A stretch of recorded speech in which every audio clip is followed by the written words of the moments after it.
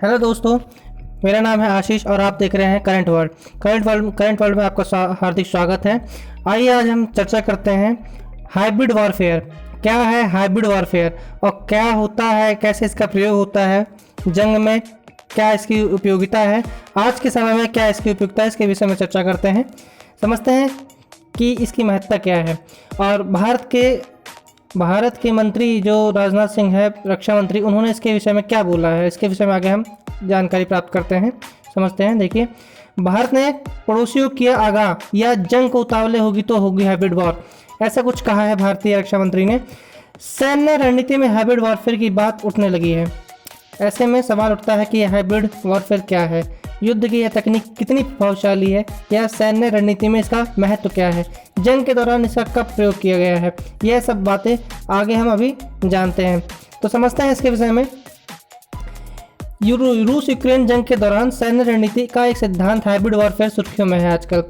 रूस यूक्रेन जंग के दौरान इस रणनीति पर चर्चा क्यों हो रही है, या सेना के शीर्ष कमांडरों की बैठक में भारत के रक्षा मंत्री राजनाथ सिंह ने सतर्क किया कि अब जंग परंपरागत नहीं रह गई है, बल्कि भविष्य में होने वाले युद्धों का स्वरूप बदल गया है। इस क्रम में उन्होंने हाइब्रिड वॉरफेयर का जिक्र भी किया है। रक्षा मंत्री ने हाइब्रिड वॉरफेयर का जिक्र ऐसे समय में किया जब रूस यूक्रेन जंग चरम पर है। पूरी दुनिया इस जंग को लेकर चिंतित है। रक्षा मंत्री ने कहा कि अब जंग साइबर दुनिया या सूचना संचार और वित्त सभी संघर्षों का हिस्सा बन गए हैं। इसके बाद से ही सैन्य रणनीति में हाइब्रिड वॉर की बात उठने लगी है।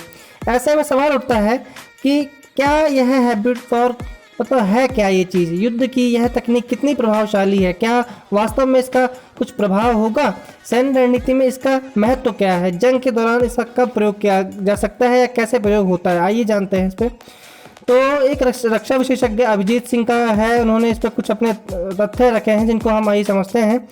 कि उन्होंने कहा है कि हाइब्रिड वॉरफेयर भी एक अन्य सैन्य रणनीति का हिस्सा है। यह एक सिद्धांत है, युद्ध के दौरान गलत सूचना, आर्थिक मैनिपुलेशन, साइबर युद्ध, अनियमित युद्ध या जासूसी या छद्म तरीकों का इस्तेमाल, दूसरे देशों में अशांति पैदा करने, कूटनीतिक दबाव जैसी तमाम चीज़ों को एक साथ किए जाने को हाइब्रिड वॉरफेयर कहा जा सकता है।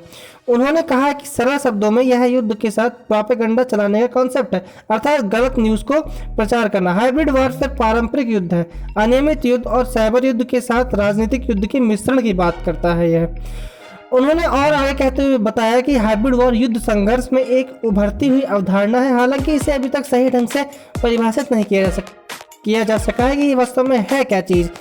सरलतम रूप में हाइब्रिड वॉरफेयर को अपने शत्रु पर गैर सैन्य तरीकों से वर्चस्व कायम करने की आधुनिक पद्धति के रूप में परिभाषित किया जा सकता है। इस पद्धति का सामान्य उद्देश्य युद्ध में संघर्ष में संलग्न हुए बिना प्रतिद्वंदी के कार्य को बाधित करना होता है, अर्थात कह सकते हैं कि युद्ध में बिना शामिल हुए युद्ध करना है।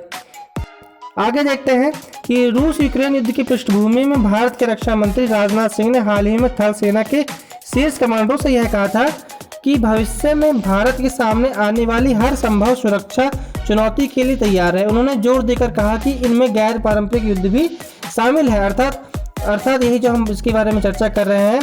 दरअसल रक्षा मंत्री ने सोमवार को शुरू हुए थल सेना कमांडरों के सम्मेलन में टिप्पणी की थी। रक्षा मंत्री राजनाथ सिंह ने किसी भी संभावित स्थिति से निपटने के लिए सेना की परिचालन संबंधी तत्परता के लिए उसकी सराहना भी की थी। इसी दौरान उन्होंने हाइब्रिड वॉरफेयर का जिक्र किया था। तो यह कुछ विशेष तथ्य थे हाइब्रिड वॉरफेयर के विषय में। अगर आपको वीडियो अच्छी लगी तो कमेंट जरूर करें, लाइक करें, शेयर करें, सब्सक्राइब का बटन दबाएं और बेल आइकन जरूर प्रेस करें। धन्यवाद।